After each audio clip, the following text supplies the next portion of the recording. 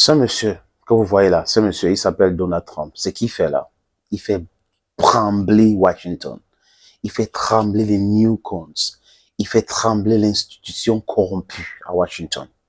Donald Trump, c'est un politicien pas comme les autres, qui a eu une sympathie pour Bill Clinton, dont il a eu les sympathies démocrates à un moment donné. Après, il a changé, il est devenu républicain. Mais Donald Trump, pour ma part, les amis, c'est le politicien le plus honnête aux États-Unis. C'est-à-dire que depuis 2000, c'est le politicien le plus honnête. Aux États-Unis, il y a eu des coups d'État électoraux. Oui, il y a eu des coups d'État électoraux aux États-Unis et coups d'État institutionnels aux États-Unis. Il y a la justice qui est aux ordres, surtout les démocrates qui sont dans la justice américaine. On voit aujourd'hui ce qui se passe avec Donald Trump. Vous savez, les amis, comme si c'était hier, en 2000, George Bush Jr. part aux élections avec le démocrate Al Gore. Et les amis de l'histoire de l'humanité et la vérité qu'a écrit des journalistes et des historiens, Al Gore a gagné ces élections-là. Et en Floride, Jeff Bush, qui est le frère cadet de George Bush Jr., était gouverneur. Et tout le monde sait que il a truqué les élections en faveur de son frère à la dernière minute. Et Al Gore a contesté.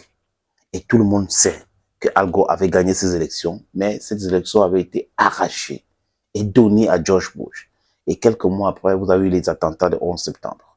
Allez lire les histoires Fahrenheit 11 pour bien comprendre ce qui s'est exactement passé. Les Dick Cheney et tous ces guerriers de la Maison Blanche qui ont aidé à cette coup d'État électoral ont déclaré la guerre aux différents pays sur la base des mensonges, attaqué les pays. Et les Américains ont fui même ces pays-là sans résultat. C'est-à-dire que le seul résultat, c'est la destruction totale de ce pays. C'est ce qu'ils ont réussi, les amis. Et Donald Trump avait contesté toutes ces choses-là.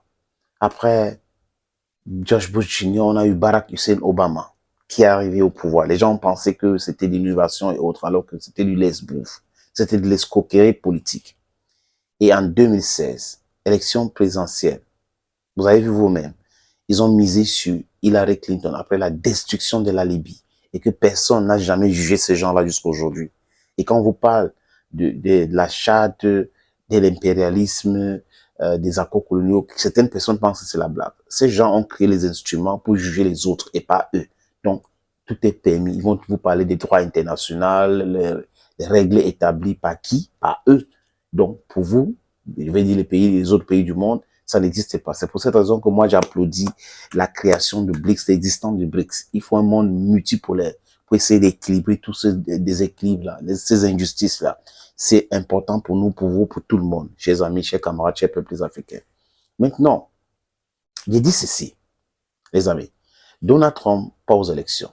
On savait qu'il devait perdre ces élections-là parce que ce n'est pas un politicien de l'establishment. Il n'a jamais été maire, il n'a jamais été député, il n'a jamais été sénateur. Donald Trump n'a jamais été gouverneur. Il part aux élections présidentielles très populaires et on pensait qu'Hillary Clinton devrait marcher sur lui, donc c'était facile. Il gagne les élections. Et quand il gagne les élections, on a commencé une cabale contre lui. CNN et d'autres chaînes néolibérales ont commencé une cabale contre lui. Les procureurs, les procès intentés contre lui, collision avec la Russie.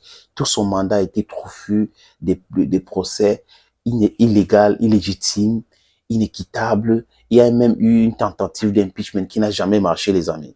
Mais quand ça continue comme ça, le peuple américain a compris le message. Le peuple américain s'est dit, mais attends, s'il y a l'acharnement contre ce monsieur, ça veut dire qu'il est dans la vérité. Et il a commencé à prêcher la vérité.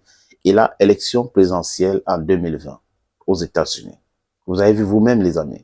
Il conteste la légitimité de l'élection. Il conteste tout. Il dit que ça a été irrégulier.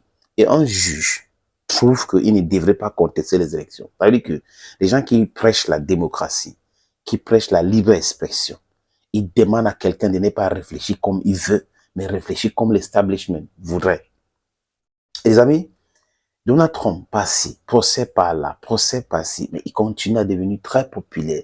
Dans les sondages, le peuple américain commence à l'aimer. Même ceux qui étaient démocrates commencent à changer. Les Noirs américains commencent à pencher pour Donald J. Trump en 2024. Donc la peur bleue de newcons, de ces gens-là qui ont, depuis 2000, font des coups d'État électoraux aux États-Unis, font quoi, les amis? Font quoi? Sont toujours là en train de vouloir l'empêcher de se présenter aux élections en 2024. Mais ces experts en coups d'État électoraux ne comprennent pas grand-chose, que le monde évolue et le peuple américain aussi avec tout le monde. Le mensonge qui était bien prédéfini dans les médias et autres a changé le camp aujourd'hui. Les gens sont devenus de plus en plus lettrés politiques parce qu'ils étaient les illettrés. On les disait tout, ils acceptaient. Mais aujourd'hui, les gens utilisent leur tête pour réfléchir sur ce qu'ils doivent faire, comment procéder et tout. Donc, ça devient un peu compliqué. On a vu les images de Donald Trump, il a passé 20 minutes en prison en Géorgie. Mais il sort de là un peu plus renforcé. Parce que tout cet acharnement, cette cabale contre lui, c'est pour empêcher qu'il devienne le prochain président des États-Unis. Ils savent que Joe Biden, son fils, est dans la corruption. Ils sont accusés. Mais aucun juge, aucun procureur ne s'intéresse à ces dossiers-là. Personne ne s'intéresse. Ils sont protégés. Les Hillary Clinton sont protégés. Les Barack Obama sont protégés. Les George Bush sont protégés. Mais la seule personne qu'on attaque là pour des bidonneries, c'est Donald Trump. Et il reste droit dans ses bottes et la stabilité mentale, physique, psychique de Donald Trump l'est perdue. Parce qu'il pense qu'à un moment donné, le gars va dire, OK, c'est trop d'acharnement, moi, aujourd'hui, je vous déclare que non. Mais il est en train de foncer parce qu'il sait que la majorité du peuple américain est avec lui. C'est de ça qu'il est question. Donc, on doit travailler notre mindset pour être et rester focus dans l'objectif. Parce que c'est ça le plus important. Thank you, dear friends, for watching this other video on this platform. Stay blessed. Bye for now.